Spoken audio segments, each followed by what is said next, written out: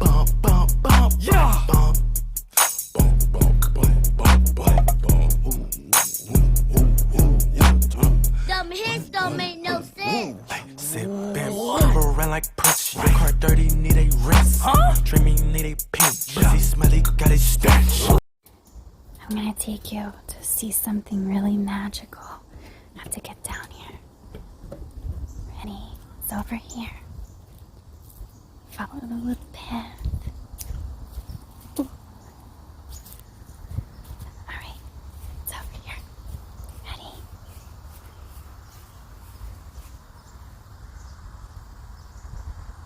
Oh, isn't that so pretty? The flower is so pretty, and then the purple cone flowers, and then the sun. It's just like magic. Fire.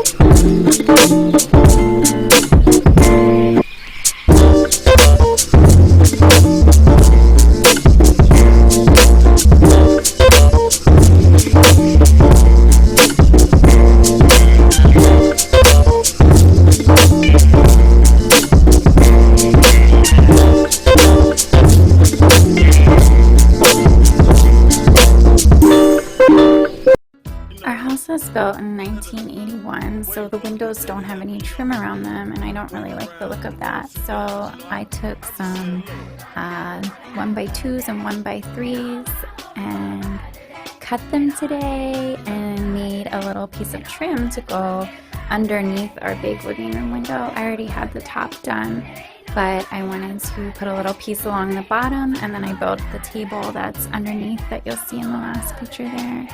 So I just made the windows look a little fancier.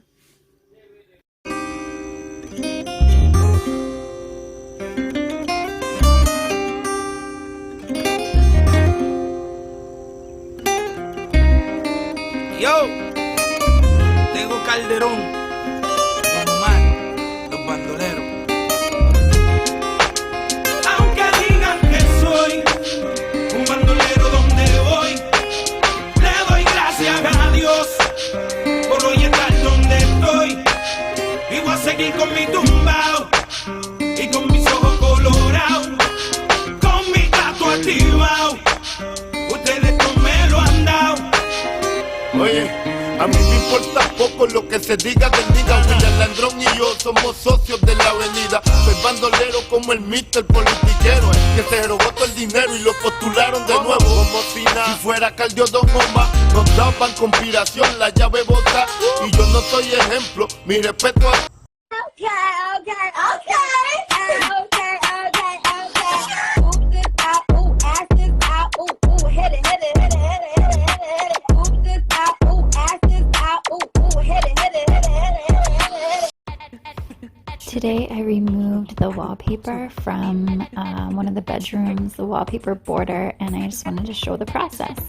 I like to use one of these little chomper tools. It has little blades that spin around in there on a swivel and perforate that front layer of wallpaper, and that allows the water to get behind it, which reactivates the glue, and then you can actually separate the outer layer with the design on it from the backing paper, and then saturate the backing paper, and that will really reactivate the glue. It's good to like really wait a few minutes before you try to peel, and then start peeling, and it should come off pretty easily at that point. And then you just want to wipe down the wall again behind where the wallpaper was, so you can get all the glue off, because if you're using latex paint, the water in the paint will actually reactivate the glue, and you'll have like a gooey mess when you're trying to paint. So just wash the wall down and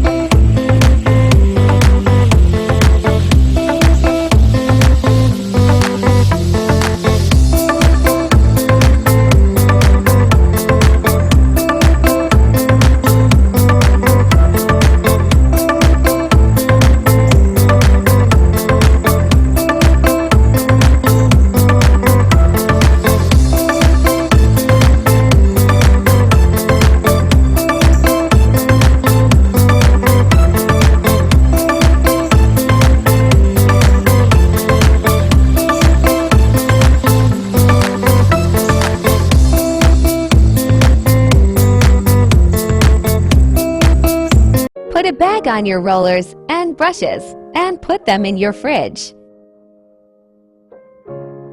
No need to wash in between coats of paint. Look how many are in my fridge. When I was growing up, my parents were really cool about letting me paint my room however I wanted. So I learned, I guess my mom taught me how to paint when I was pretty young. So I'm not a professional by any means, but I have, I guess, a couple decades of painting under my belt now. And I realized within the past year, I've kind of taken that for granted, and there's a lot that goes into painting a room that if no one ever showed you or you haven't had a lot of experience with it, it could be kind of intimidating and frustrating. And I thought maybe I could put on here some like really basic how to just get started and jump in there and paint your room and not be afraid to do it tips. So I don't know if anyone will really be interested in that, or if I'm just missing the mark with my idea here. But in this video, I'm painting my boys' room they're going to be moving into, and I've already got the ceiling done. You can see it's painted. It was white, and there was a wallpaper border that I had to take down before we started any painting. So I have a video on how to take that down if you have that to deal with also. And then you always, when you paint your room, you want to start with the top, because if you're painting the ceiling and you already have your walls done, there's a chance you're going to drip your ceiling paint onto the walls or anything like that. So I always start with the cutting, so around the edges and the corners first, and then do the rolling second, because the rolling texture is going to be better than your brush texture, and you'll kind of cover that up. So the only brush texture should be right in the creases, so to speak, around the windows or trim or anything like that. So I did the ceiling really dark. I was kind of nervous about that. Everyone kind of leans towards bright ceilings, but we wanted to do a night sky, so there we are. And I actually did the orange stripe first in this case, because I don't like to use painting tape. I just make a mess with it. So I just drew that stripe on, measured it down and drew it, and then painted it really carefully. And then I painted the dark blue down to that, like I was cutting a line, like a trim line or a corner. So each little thing I can do like a little tutorial on how to cut, or how to prime your roller with paint, load it up with paint, how to wash your brushes, how to store your brushes, things like that. So if anyone's interested, like it or comment, and I'll start making them. I built 2 more window crowns for our heathen trimless windows. Yeah, boy. You crazy. Down, boy. Look at your glass face. Now time for paint. So I'm back in the room again, doing some cutting. So I'm painting right along the edge of the trim, around the heater, in the corners, and under this orange line, which if I was going up to the ceiling like a normal solid color paint job, then it would be the corner of the ceiling up there and around the windows. But I just was thinking about, if you've never painted before, these little brushes, I like to get the short handled ones because they're like just really easy to hold and ergonomic and comfortable, and then they're angled, and that angle is what helps you get really close to something without making a big mess. So it's like for precision, when you dip it in the paint, just dip like the tiniest quarter little inch, and then wipe off the extra, and then go in with your angle like this. So I'm gonna try to keep this on here. I've flipped my brush over, and I have the long part is going into that corner, and then you can just line it up and put pressure. Sorry, it's not focusing, it's focusing on my hand. It's a dark corner, and then drag it up along that line. And then I use it to just smooth out where there was like a little more paint. The lighting in here is not great. I'm working with like one light bulb. But that's just super simple. If you try to use like a flat brush that doesn't have the angle, it's going to make it a little bit harder. And then you'll wonder like why you can't get that nice crisp edge. And it's really just the brush you're working with.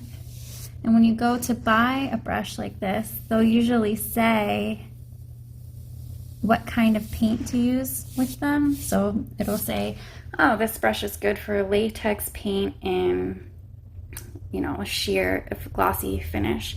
But I don't remember exactly what this one says, but these light blue handled ones, you can get them at Lowe's.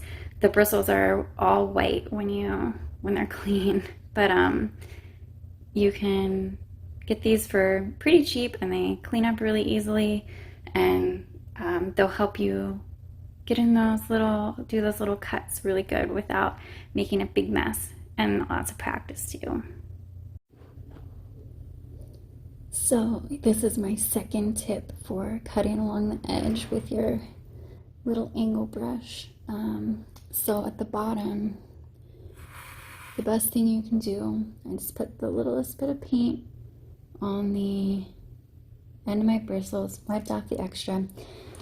This is how I do it. I get right down along the edge and I kind of flip so my eyes are level with this line that I'm going to be painting. Sorry, my arm's in the way. And then that way I can see exactly where my bristles are going and I don't make a giant mess. And then you just go up far enough that you don't have to get super close with your roller, because that's the whole point of cutting, is your roller can't get down into that crack. So you paint it nice and straight with the brush, and then you'll come down and overlap those brush strokes a little bit with the roller, and then the texture will blend and it will look like a pro job. Here is a tip about pouring paint. So like, you know when you pour and then it like runs all down and it can get like under here, and then you set it on something and make a big mess. Well, here is my way of trying not to do that. So when you pour it out, then tilt it up like really fast so it snaps back onto the can but doesn't really run down. And you can just brush it up, put that back inside, clean out the rim with your brush so it seals. If you let that dry in there, your paint can won't seal very good, and then your paint will get stringy. So there you go.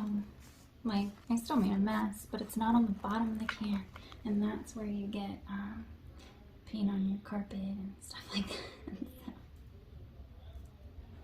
Don't be suspicious, don't be suspicious, don't be suspicious, don't be suspicious, don't be suspicious, don't be suspicious, don't be suspicious, don't be suspicious. You belong among the wildflowers. You belong on a boat out at sea.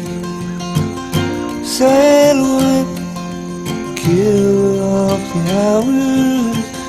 You belong somewhere you feel free.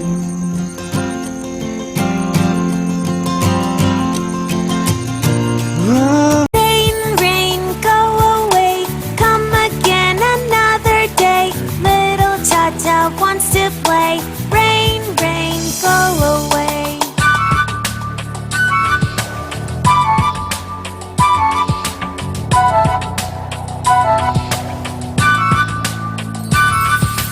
Rain, rain, go away. Come again another day. Little Chiku wants to play. Come with me and you'll be in a world of pure imagination. Take a look and you'll see into your imagination. We'll begin with a spin.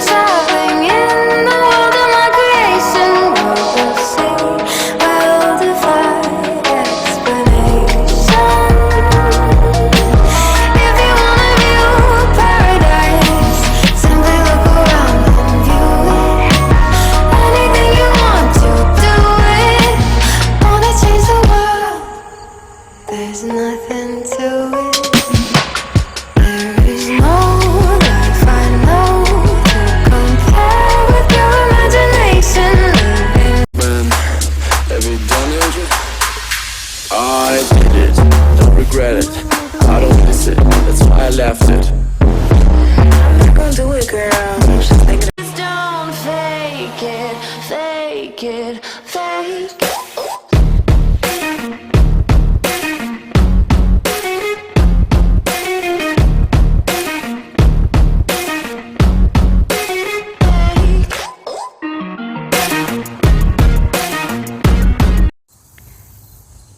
Yesterday when I woke up, I had a lot of creative energy and I thought, you know, today maybe I'll build a mud kitchen for my boys. So I started eating my breakfast and took it outside to the shed and checked out what scrap wood we had and found some old 1x3s that some of them are reused from taking trellis off our deck and some of them are from a project at our old house. And I found an old dog bowl I used as a sink and some old paint, and went to the dollar store and found all the utensils and pans and all the things I thought would be good for storage. I spent about $30. And then I came home and started cutting wood and screwing things together.